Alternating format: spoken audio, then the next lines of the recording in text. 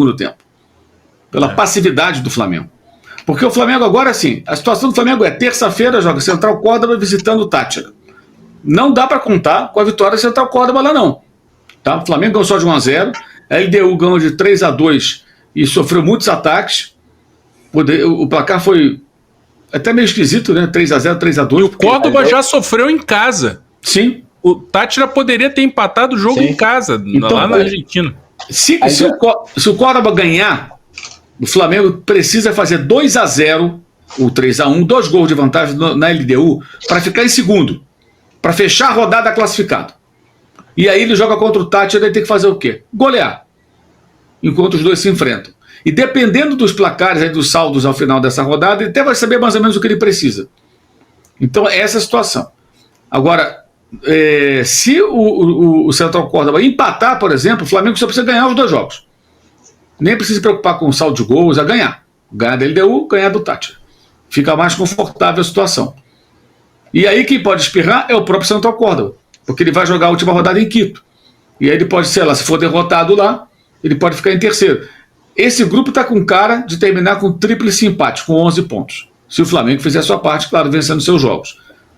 Como? Central Córdoba vence na Venezuela, Flamengo ganha o LDU do Rio, LDU ganha do Central Córdoba em Quito, o Flamengo ganha do Táchira. E aí vai ser saldo de gols. Então acho que é muito importante ganhar por 2 gols da LDU para poder fechar a rodada como segundo no mínimo. Né? Aí você vai estar em segundo, aí opa, estou em segundo lugar aqui. Na teoria tem um confronto mais fácil, né, na última rodada. Isso. Aí você já estou na zona de classificação. E aí você vai buscar, pode até ser primeiro. Aí se acontecer esse empate tríplice, é improvável uma goleada no jogo de Quito, porque é um confronto direto por vaga, nesse cenário que a gente está aqui esboçando, e aí uma goleada que o Flamengo conseguisse, o Flamengo poderia até ser primeiro da chave. E aí melhora um pouco a sua situação, né? Restam poucos ingressos, mais 58 mil vendidos. A torcida abraçou o time e vai marcar presença no Maracanã, a ver como será a atuação do Flamengo. E para esse jogo, o Flamengo não terá Alan e Eric Pulgar, galera. O Flamengo emitiu o seguinte comunicado. É uma notícia ruim, na verdade 2 notícias ruins, né? Exame de imagem realizado no domingo, após substituição no primeiro tempo de Flamengo e Bahia no dia anterior, constatou uma pequena lesão no músculo posterior da coxa direita nos 2 atletas. Ambos iniciaram o tratamento com o departamento médico do clube já no sábado. Bom, infelizmente, se tem lesão, não dá tempo de se recuperar para o jogo de quinta-feira contra a LDU, esses 2 jogadores. E eu lamento, muita gente vai falar assim, mas o Alan não é titular. Beleza, o Eric Pulgar é titular. Não tendo o Eric Pulgar, teoricamente o Alan seria o seu reserva imediato. Não tendo o Alan, o Felipe Luiz vai fazer o quê? Vai botar o Everton Araújo? Eu não faria isso. Aí é minha opinião, eu não sou treinador, não entendo mais de futebol do Felipe Luiz, mas o que eu acompanho no Flamengo, eu botaria o Léo Ortiz de primeiro volante, Danilo e Léo Pereira na zaga. E aí ao lado do Léo Ortiz, o Gerson, não, o De La Cruz, na verdade, desculpa, botaria o De La Cruz, o Gerson normal, aberto pela ponta direita, junto com a Arrascaeta no meio de campo, e minha dupla de ataque, a ver como seria a semana de treinamento. Não manteria o Bruno Henrique, embora o Felipe Luiz tenha defendido o Bruno Henrique na entrevista coletiva. Não manteria o Michael, embora o Michael tenha ido bem contra o Bahia. Eu botaria Pedro, talvez junto com o Everton Cebolinha, enfim, não sei o que eu faria, ou com o Luiz Araújo, mas eu acho que o Léo Ortiz tem que ser o primeiro volante. Eu não colocaria o Everton Araújo para jogar diante da LDU. Vamos falar agora de Carlo Ancelotti. A CBF confirmou nessa segunda-feira a chegada desse treinador. E que treinador! Bagunças à parte na CBF, a gente questiona muita coisa da CBF, mas dessa vez precisamos elogiar. A contratação de Carlo Ancelotti é uma baita contratação. Gente, chama atenção, para mim é a notícia do dia no futebol mundial, tá? O Carlo Ancelotti, para quem não sabe, é o maior vencedor de títulos na Europa. E ele vai se juntar à seleção brasileira, que mais conquistou títulos da Copa do Mundo. A receita tem tudo para dar certo e o Brasil voltar a ter sucesso dentro de campo, já com o título da Copa do Mundo de 2026. O tempo é curto, eu sei disso, de preparação, mas em passados recentes, inclusive na última conquista da seleção brasileira em 2002, o ciclo Filipão começou ali perto da Copa do Mundo também. Então, assim, isso não quer dizer que não vai dar tempo. Dá tempo. É óbvio que seria muito melhor se ele tivesse assumido logo após a saída do técnico Tite. E de lá para cá, o Brasil não se preparou para nada, né? Foi tempo perdido. Fernando Diniz, Ramon, gente, pelo amor de Deus. Dorival Júnior. Agora temos um treinador pensando na Copa do Mundo de 2026. Eu, particularmente, acho que tem tudo para dar certo. Sou fanzaço do Carlo Ancelotti.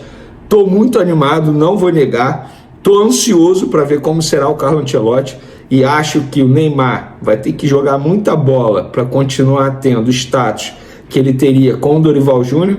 E, para mim, o primeiro nome que está muito sumido aí na lista de convocados, a gente não vê o Casemiro ser convocado há muito tempo. Eu acho que o Casemiro volta à lista de convocados já na primeira convocação do Carlo Ancelotti, porque o Casemiro é apaixonado no futebol. O Carlo Ancelotti é apaixonado no futebol do Casemiro. Vamos falar agora, galera, da saída de um auxiliar da comissão técnica do Felipe Luiz. Ele foi demitido, foi uma opção do Flamengo e, obviamente, que se ele foi demitido, teve o aval do Felipe Luiz. Ele pode ter sido voto vencido nas reuniões, mas se a diretoria resolveu por demitir e vai substituir esse profissional, é porque eles entenderam que o profissional não se encaixa para esse perfil, para essa vaga. E está tudo bem, uma avaliação. Todo profissional está sendo avaliado diariamente. E o Daniel Alegria, para quem não sabe, ele era o responsável pelo trabalho de jogadas trabalhadas, ensaiada, bola aérea, enfim. Inclusive Felipe Luiz, quando foi ano passado ou no começo desse ano, ele chegou a elogiar o Daniel Alegria quando o Flamengo estava tendo muito sucesso na bola aérea, ele mencionando o Daniel Alegria, dando os créditos a ele. Agora o Daniel Alegria sai e vem um outro profissional. Confesso para vocês que eu ainda não consegui descobrir o nome, quem será esse profissional, mas chega alguém para substituir sim o Daniel Alegria na comissão técnica do Felipe Luiz. Lembrando que o Daniel Alegria acompanhava o Felipe Luiz desde as categorias de base, sub-17, sub-20, e chegou a participar das conquistas aí recentes do Campeonato Carioca, da Copa do Brasil, da Supercopa do Brasil e também da Taça Guanabara. Vamos finalizar o vídeo falando de Matheus Gonçalves. E assim, repito, galera, eu não sou dono da verdade, eu só apuro aquilo que me perguntam. E eu confesso para vocês que eu não sei quem foi o primeiro jornalista ou youtuber que trouxe a informação. Mas começou a informação nessa segunda-feira, e aí muita gente da imprensa mineira vindo me perguntar também em relação a isso, e eu fui apurar sobre Matheus Gonçalves. Publicaram, inclusive o site O Globo chegou a publicar valores aqui de 56 milhões de reais seria a proposta do Atlético Mineiro ao Flamengo para tirar Matheus Gonçalves do Flamengo. Primeiro, procurei o principal representante do Matheus Gonçalves. Negou proposta, falou não tem proposta, não tem nada de proposta. Segundo, procurei o Flamengo garante que não chegou nenhum contato e muito menos um papel, um documento, uma oferta oficial do Atlético Mineiro para tirar o Matheus Gonçalves de lá. Atlético Mineiro, procurei um dirigente, o Paulo Brax, dirigente do Atlético Mineiro, que também negou essa informação, falando a gente não tem interesse e não tem proposta feita ao Flamengo por Matheus Gonçalves. Inclusive no Flamengo me falaram que teve apenas uma sondagem do Cruzeiro, e a gente mencionou isso aqui recentemente, uma sondagem feita junto em relação ao Luiz Araújo. O Cruzeiro tem interesse ou teria interesse de contratar o Luiz Araújo porque ele completou 7 jogos agora no Campeonato Brasileiro. Mas o Matheus Gonçalves, por exemplo, é sim um jogador que o Cruzeiro fez uma sondagem, o próprio Flamengo confirma isso. Então, no lado do Atlético Mineiro, negam essa proposta, e eu acho até difícil, porque nem dinheiro eles têm para isso no momento, pelo que eu ando lendo e escutando por aí nos bastidores. Seria um investimento muito alto. Se fosse um empréstimo, eu poderia até acreditar mais, mas uma proposta de 56 milhões de reais no Matheus Gonçalves, assim, é muita gente negando. Então, quando começa muita gente negar envolvendo essa situação, se fosse uma situação, uma pessoa dizendo assim, talvez, há uma conversa, aí eu poderia acreditar na proposta. Mas desse jeito, com o empresário negando, Flamengo negando e Atlético Mineiro negando, Estou trazendo aí a informação para vocês que eu ouvi os 3 lados. Eu particularmente acho que o Matheus Gonçalves vai chegar num determinado momento que ele vai sair sim do Flamengo, porque ele não ganha oportunidades com o Felipe Luiz e acho que ele deveria ganhar. Mas o Flamengo vendeu o Matheus Gonçalves por 56 milhões de reais para o Atlético Mineiro, também acho difícil. O Flamengo iria fazer um jogo duro, ia cobrar mais desse clube para poder negociar o jovem jogador. Matheus Gonçalves tem o interesse do Atlético Mineiro. O jovem jogador não vem recebendo muitas oportunidades com o técnico Felipe Luiz no Flamengo, o que tem gerado insatisfação. No Galo, a expectativa é que Matheus tenha mais espaço e minutos em campo, fator que pesa na decisão do atleta e de seu staff.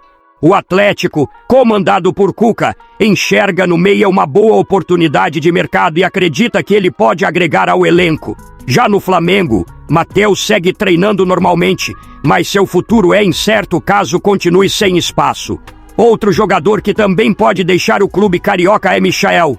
Segundo informações do jornalista Fabrício Lopes, o atacante está insatisfeito com a atual situação no Flamengo. Ele tem alternado entre a titularidade e o banco de reservas, o que não o agrada. Michael entende que tem capacidade de ser titular absoluto do Mengão, mas não vem conseguindo conquistar a confiança de Felipe Luiz. A janela de transferências reabre em junho e, apesar de não querer sair por qualquer oferta, Michael está decidido a mudar de ares. O jogador acredita que uma transferência para o exterior pode ser benéfica neste momento da carreira. Ele deseja atuar com mais frequência e quer um clube onde tenha maior protagonismo. Mesmo com contrato em vigor com o Flamengo, Michael está disposto a ouvir propostas que o valorizem como titular. A diretoria do Rubro Negro, por sua vez, aguarda propostas oficiais antes de tomar qualquer decisão. O clima nos bastidores começa a ficar tenso com alguns jogadores insatisfeitos com a pouca minutagem e a falta de sequência. O mercado promete ser movimentado para o Flamengo na próxima janela e saídas como a de Michael e Matheus Gonçalves podem abrir espaço para reforços e mudanças no elenco. E agora a pergunta que fica para o torcedor rubro-negro é a seguinte: vocês dariam mais chances para Matheus Gonçalves e venderiam Michael? Deixe sua opinião nos comentários, curta o vídeo e se inscreva no canal para acompanhar todas as atualizações do Mengão. Saudações rubro-negras!